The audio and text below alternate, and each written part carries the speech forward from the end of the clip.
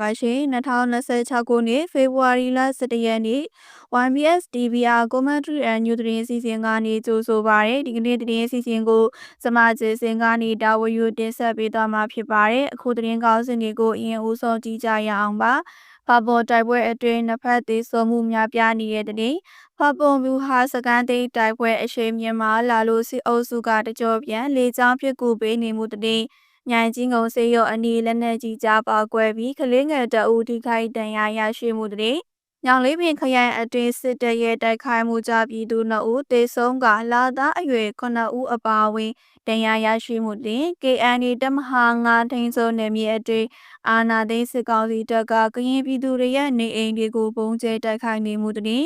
ကုလသမဂ္ဂမှမဲပေးခွင့်မဆုံးရှုံးစေဖို့အတွက်နှစ်စေကျေးပေးသေးနေရတယ်လို့တာမတ်ကြီးဦးကျော်မိုးထွန်းပြောကြားလိုက်တဲ့တဲ့နောက်ဆုံးရတဲ့အနေနဲ့မြန်မာနိုင်ငံသားကြားဖြန့်ကိုင်းမိသားစုကောင်ဆောင်16ဦးကိုတရုတ်အစိုးရကတည်တံ့ပေးကွပ်မျက်လိုက်တဲ့အကြောင်းအရာတွေကိုတင်ဆက်ပေးသွားမှာဖြစ်ပါတယ်။မောင်စောအနေနဲ့ဖပေါ်တိုက်ပွဲအတွင်းနှစ်ဖက်အထီးကိုင်းအကြဆုံးများပြားနေတဲ့အခြေအနေကိုတင်ဆက်ပေးခြင်းပါတယ်။ကရင်ပြည်နယ်မူတော်ခရိုင်အတွင်းကဗျူဟာမြောက်အရေးပါတဲ့ဖပုံမျိုးကိုသိမ်းပိုက်ဖို့အတွက်ဒေါ်လာရေးပူပေါတပ်ခွဲတွေကအရှိန်ဟုန်မြင့်ထိုးစစ်ဆင်နေတာဒီကနေ့မှာတော့တိုက်ပွဲတွေဟာထိုးထွေကိုရောက်ရှိလာခဲ့ပြီးဖြစ်ပါတယ်။ပြီးခဲ့တဲ့နိုင်ပိုင်းအတွင်းဖြစ်ပွားခဲ့တဲ့တိုက်ပွဲတွေဟာမြေပြင်အနီးကပ်ထိတဲ့တိုက်ပွဲမှုတွေဖြစ်ခဲ့တာကြောင့်နှစ်ဖက်စလုံးမှာအကြဆုံးတွေတင်ရရရှိမှုတွေများပြားနေတယ်လို့မြေပြင်သတင်းရင်းမြစ်တွေထံကသိရပါတယ်။စစ်ကောင်စီတပ်ဘက်ကတော့၎င်းတို့ရဲ့ဗျူဟာကုန်းတွေလက်လွတ်မခံရစေဖို့အတွက်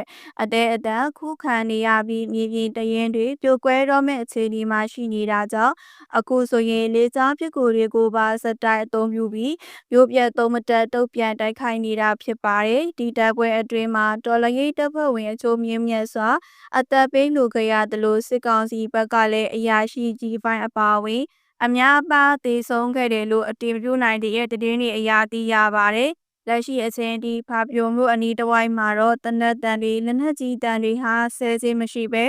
တိုက်ပွဲတွေပြင်းထန်နေဆဲဖြစ်ပါတယ်။ဒီတင်ဆက်ပေးခြင်းတဲ့သတင်းကတော့ဖာပွန်ဒေတာမှာအရှင်မြင့်တက်နေတဲ့ဗျူဟာစကန်သိန်းတိုက်ပွဲအကြောင်းပဲဖြစ်ပါတယ်။ကရင်မျိုးသားစီယော KNU တမဟာ9နယ်မြေအတွင်းမှာရှိတဲ့စစ်ကောင်စီရဲ့နောက်ဆုံးလက်ကျန်ဗျူဟာကုန်းတွေကိုတော်လှန်ရေးပူးပေါင်းတပ်ဖွဲ့တွေကအပိသက်ချေမောသိမ်းပိုက်နိုင်ဖို့အတွက်ဒီကနေ့မှာတော့အပြင်းထန်ဆုံးတုစစ်ဆင်တိုက်ခိုက်နေတာဖြစ်ပါတယ်။မြေပြင်သတင်းတွေအရတော်လှန်ရေးတပ်ဖွဲ့တွေဟာစစ်ကောင်စီရဲ့အခိုင်အမာတိစောက်ထားတဲ့ဗျူဟာစကန်ကောင်းဝါထိထိုးပေါဝင်ရောက်နေပြီဖြစ်လို့စစ်ကောင်စီတပ်ဟာစကန်လက်လို့ရတော့မဲ့အခြေအနေနဲ့ရင်ဆိုင်နေရပါတယ်။တိုက်ခိုက်မှုတွေဟာတိုက်ပွဲဖြစ်ပွားရာနေရာတွေမကဘဲအရသားပြည်သူတွေနေထိုင်ရာကျေးရွာတွေနဲ့အနီးအနားပါဝင်ခြင်းတွေကိုပါဦးတည်လာတာကြောင့်ဒေသခံပြည်သူထောင်ပေါင်းများစွာဟာလည်းဘေးလွတ်ရာကိုအရေးပေါ်တင်းရှောင်နေကြရပါတယ်။စစ်ကောင်စီဟာဂျက်ဖိုက်တာတွေတိုက်ခိုက်ရေးရဟတ်ယာဉ်တွေကိုအသုံးပြုပြီးနေရောညပါပုံကျဲတိုက်ခိုက်နေတယ်လို့လက်နက်ကြီးပစ်ကူတွေကိုပါအရန်ကာရောပြစ်ခတ်နေတာကြောင့်ဖာပွန်ပြူဟာစကန်သိန်းတိုက်ပွဲဟာအခုဆိုရင်အလွန်တရာပြင်းထန်တဲ့အခြေအနေကိုရောက်ရှိနေပြီဖြစ်ပါတယ်ရှင်။ပြီးတော့စရေးနဲ့မသက်ဆိုင်တဲ့ဆေးရုံနဲ့အရသားဒေသတွေကိုပြစ်မှတ်ထားတိုက်ခိုက်နေရတဲ့သတင်းကိုတင်ဆက်ပေးပါမယ်ရှင်။ကရင်ပြည်နယ်လိုင်းပွဲမြို့နယ်အတွင်းကမြိုင်ကြီးငုံဆေးရုံအနီးနာကိုစစ်ကောင်စီတပ်ကပစ်ခတ်လိုက်တဲ့လက်နက်ကြီးကြရောက်ပေါက်ကွဲခဲ့တာကြောင့်အပြစ်မဲ့ကလေးငယ်တအုပ်ပြင်းထန်စွာထိခိုက်ဒဏ်ရာရရှိသွားခဲ့ပါတယ်။ဒီဖြစ်စဉ်ဟာပြီးခဲ့တဲ့နိုင်ပိုင်းအတွင်းမှာပဲဖြစ်ပွားခဲ့တာဖြစ်ပြီးလူနာတွေဆေးကုသမှုခံယူနေတဲ့ဆေးရုံဝန်အနီးကိုလက်နက်ကြီးအလုံးလိုက်ကြားရောက်ပေါက်ကွဲခဲ့တာဖြစ်ပါတယ်။ပေါက်ကွဲမှုကြောင့်ဆေးရုံအနီးမှာရှိနေတဲ့ကလေးငယ်တအူးမှာလက်နက်ကြီးစာထိမှန်ပြီးခန္ဓာကိုယ်အနှံ့ဒဏ်ရာပြင်းထန်ရရှိခဲ့လို့လက်ရှိမှာတော့အရေးပေါ်ဆေးကုသမှုတွေပြုလုပ်ပေးနေရပါတယ်။ရေပြင်သတင်းပေးပို့ချက်တွေအရအဲ့ဒီဒေတာတဝိုင်းမှာတိုက်ပွဲဖြစ်ပွားခြင်းမရှိဘဲစစ်ကောင်စီတပ်က၎င်းတို့အခြေဆိုင်ရာစကန်တွေကနေရည်ရွယ်ချက်ရှိလက်နက်ကြီးတွေနဲ့ရန်တပ်ပစ်ခတ်ခဲ့တာလို့သိရပါတယ်။ဆေးရုံဆေးခန်းတွေနဲ့အရက်သားတွေခိုလုံရနေရာတွေကိုပြစ်မှတ်ထားတိုက်ခိုက်နေတာဟာဒေသခံပြည်သူတွေအကြားစိုးရိမ်ထိတ်လန့်မှုတွေကိုပုံမမြင့်တက်စေနေတယ်လို့ ဒါဟာစစ်ရာဇဝတ်မှုကိုပြောင်ပြောင်တင်းတင်းကျူးလွန်နေတာဖြစ်တယ်လို့ဒေသခံတွေကပြင်းပြင်းထန်ထန်ဝေဖန်ပြောဆိုနေကြပါတယ်ရှင်။ခါမှာတော့စိတ်မကောင်းစရာအခြေအနေတစ်ခုဖြစ်တဲ့ညောင်လေးပင်ခရိုင်အတွင်းကစစ်ကောင်စီရဲ့ရက်စက်ကြမ်းကြုတ်တဲ့တိုက်ခိုက်မှုအကြောင်းကိုတင်ဆက်ပေးပါမယ်ရှင်။ KNU တပ်မဟာ3နယ်မြေညောင်လေးပင်ခရိုင်အတွင်းမှာအာဏာသိမ်းစစ်ကောင်စီတပ်ကနေအရသားပြည်သူတွေနေထိုင်ရာရပ်ရွာတွေကိုဦးတည်ပြီးလက်နက်ကြီးတွေနဲ့ပစ်ခတ်တိုက်ခိုက်ခဲ့တာကြောင့်အပြစ်မဲ့ပြည်သူ2ဦးသေဆုံးခဲ့ရပါတယ်။ဒီဖြစ်စဉ်မှာပိုပြီးစိတ်နှလုံးထိခိုက်စရာကောင်းတာကတော့ဒဏ်ရာရရှိခဲ့တဲ့ပြည်သူ9ဦးထဲမှာနို့ဆိုအရွယ်လာသားကလေးငယ်2ဦးပါဝင်နေတာပဲဖြစ်ပါတယ်။ရင်းမြစ်တွေရဲ့အဆိုအရစစ်ကောင်စီတပ်ဟာဘာတိုက်ပွဲမှမရှိဘဲနဲ့ဒေသခံတွေအေးအေးချမ်းချမ်းနေထိုင်နေတဲ့ကြေးရွာတွေကိုလက်နက်ကြီးအလုံးကြီးအမြောက်အများရန်တပ်ပစ်ခတ်ခဲ့တာပါကြားရောက်ပောက်ကွဲတဲ့လက်နက်ကြီးတွေဟာပြည်သူတွေရဲ့နေအိမ်တွေပေါ်ကိုတက်တက်မက်မက်ကြားရောက်ခဲ့တာကြောင့်အိပ်ပျော်နေတဲ့မိသားစုဝင်တွေနဲ့မပြေးနိုင်မလွားနိုင်တဲ့ကလေးငယ်တွေပါအခုလိုမြေစာပင်ဖြစ်ခဲ့ရတာပါလက်ရှိမှာတော့ဒဏ်ရာရရှိထားသူတွေကိုအရေးပေါ်ကုသမှုတွေပေးနေရပေမဲ့လာသားအရွယ်ကလေးငယ်ရဲ့အခြေအနေဟာစိုးရိမ်ရတဲ့အနေအထားမှာရှိနေပါတယ်။ဒီလောက်ရဟာစစ်ကောင်စီကပြည်သူလူထုအပေါ်မှာကြာရွံ့ထိတ်လန့်အောင်ရည်ချက်ရှိလှုံ့ဆော်နေတဲ့အကြမ်းဖက်မှုတစ်ခုဖြစ်ပြီးညောင်လေးပင်ခရိုင်အတွင်းကပြည်သူတွေဟာနေ့စဉ်နေ့အမျှအသက်ဘေးအန္တရာယ်ကြားမှာစိုးရိမ်တကြီးနေထိုင်နေကြရပါတယ်ရှင်။ KNA တပ်မဟာ9ထိန်းချုပ်နယ်မြေအတွင်းမှာဖြစ်ပွားခဲ့တဲ့စစ်ကောင်စီရဲ့လေကြောင်းရန်ကြမ်းကြုတ်မှုတရင်ကိုတင်ဆက်ပေးပါမယ်ရှင်။ပြည်နယ်အတွင်းကတော်လှန်ရေးအင်အားစုတွေအားကောင်းတဲ့KNA တပ်မဟာ9နယ်မြေအတွင်းကိုအာဏာသိမ်းပမာစစ်တပ်ကနေပြီးတော့စစ်ရေးပြစ်မှတ်မဟုတ်တဲ့ကရင်ပြည်သူလူထုရဲ့နေအိမ်တွေကိုရည်ရွယ်ချက်ရှိလေးချောင်းကနေဘုံလာရောက်ကျဲခဲ့ခြင်းဖြစ်ပါတယ်။ဒီတိုက်ခိုက်မှုဟာဒေသခံပြည်သူတွေအေးချမ်းစွာနေထိုင်နေတဲ့ကြေးရွာတွေကိုဦးတည်ခဲ့တာဖြစ်ပြီးပြင်းမဲ့ပြည်သူတွေရဲ့နေအမြောက်အများမိလာပျက်စီးခဲ့ရသလိုတသက်လုံးဆူဆောင်းလာခဲ့တဲ့ပိုင်ဆိုင်မှုတွေဟာလည်းခဏချင်းအတွင်းမှာပဲပြာပုံအတိဖြစ်သွားခဲ့ရပါတယ်။မြေပြင်ကလာတဲ့သတင်းတွေအရစစ်ကောင်စီဟာ၎င်းရဲ့မြေပြင်စစ်ကြောင်းတွေရှုံးနိမ့်နေတာကိုအမျိုးအတေးထားပြီးကရင်လူမျိုးစုတွေအပေါ်လူမျိုးရေးအရာပါပြစ်မှတ်ထားတဲ့ပုံစံမျိုးနဲ့အခုလိုလူနေအိမ်တွေကိုပုံကျဲပျက်စီးနေတာဖြစ်ပါတယ်။ဒါအပြင်လေကြောင်းတိုက်ခိုက်မှုကြောင့်ကလေးတငယ်တွေနဲ့တက်ကြီးရအိုတွေဟာတောတောင်တွေထဲမှာခိုလုံနေကြရပြီးအစာအသောက်နဲ့ဆေးဝါးအကူအညီတွေအရေးပေါ်လိုအပ်နေတယ်လို့သိရပါတယ်။စစ်ကောင်စီဟာစစ်မြေပြင်မှာမဟုတ်ဘဲခုခံနိုင်စွမ်းမရှိတဲ့ပြည်သူတွေရဲ့အိုးအိမ်စီးစိမ်တွေကိုဖျက်ဆီးနေတဲ့ဒီလောက်ရဟာနိုင်ငံတကာကတားမြစ်ထားတဲ့စစ်ရာဇဝတ်မှုကိုပြောင်ပြောင်တင်းတင်းကျူးလွန်နေတာဖြစ်တယ်လို့ကရင်လူအခွင့်အရေးအဖွဲ့အစည်းတွေကထောက်ပြဝေဖန်နေကြပါတယ်ရှင်။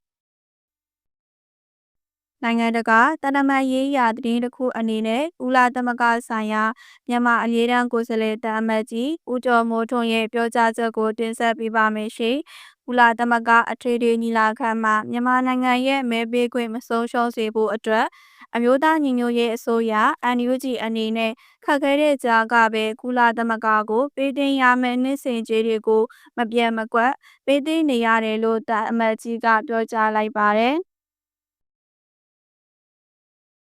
ဒီလိုနှစ်စဉ်ကျေးပေးသွင်းနေခြင်းဟာကုလသမဂ္ဂအခြေခံစာချုပ်ရဲ့အပိုင်း19အရာ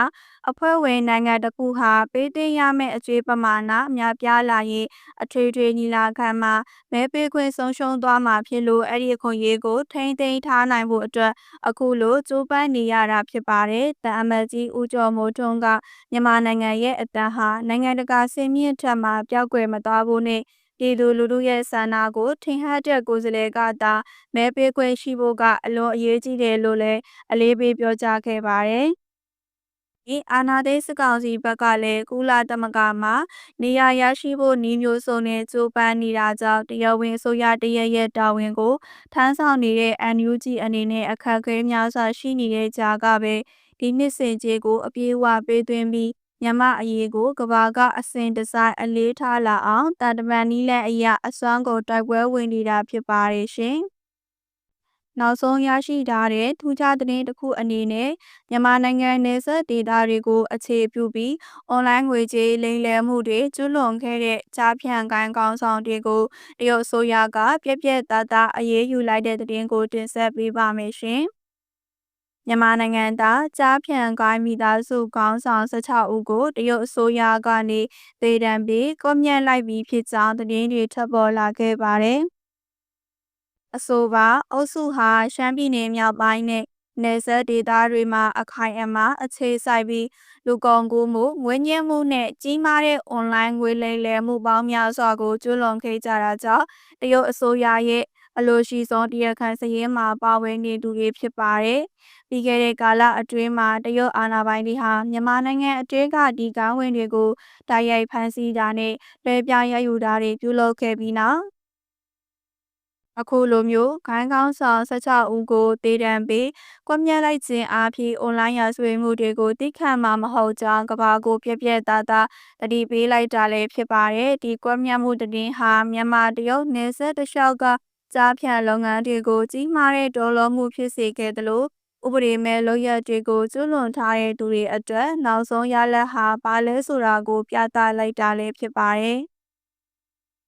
ဟုတ်ကဲ့ပါရှင်အခုတင်ဆက်ပေးခဲ့တာတွေကတော့ဒီကနေ့ဖေဖော်ဝါရီလ17ရက်နေ့အတွက် YBS DPR Commentary and New ရဲ့ထူးခြားသတင်းတွေနဲ့သက်ချက်အစီအစဉ်ပဲဖြစ်ပါတယ်ကျမတို့ရဲ့အစီအစဉ်ဟာရေပြင်မှာအမှန်တကယ်ဖြစ်ပျက်နေတဲ့သတင်းအချက်အလက်အမှန်တွေကိုပြည်သူလူထုထံအချိန်နဲ့တပြေးညီရောက်ရှိစေဖို့အမြဲတမ်းကြိုးပမ်းတင်ဆက်ပေးနေတာဖြစ်ပါတယ်